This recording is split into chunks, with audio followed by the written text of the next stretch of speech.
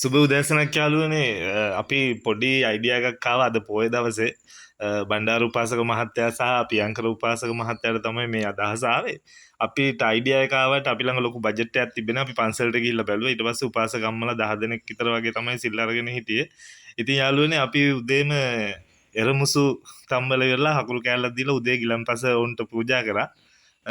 පොඩි වැඩක් ඉතින් චූටි වැඩක් කරේ උනාට හරි ලොකු සතුටක් දැනුණා.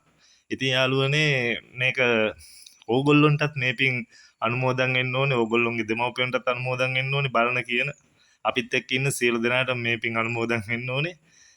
යාළුවනේ ලොකු වැඩක් නෙවෙයි. ඉතින් හරි සතුටක්. ඔයාලත් එක්ක සතුට බෙදා ගන්න තමයි මේ වීඩියෝ එකක් දැම්මේ. එහෙනම් යාළුවනේ අපි ගිහින් එන්නම්. ඉතින් ඔබ සියලු දෙනාට මේ පින් අනුමෝදන් වේවා.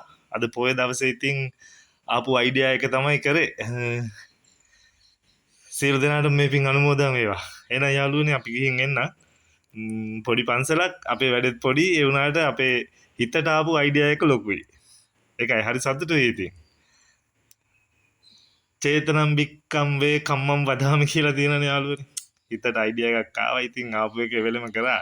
සල්ලි බැලුවෙත් නැහැ. රුපියල් 1000යි අතේ තිබ්බේ. අපි යන හොඳේ.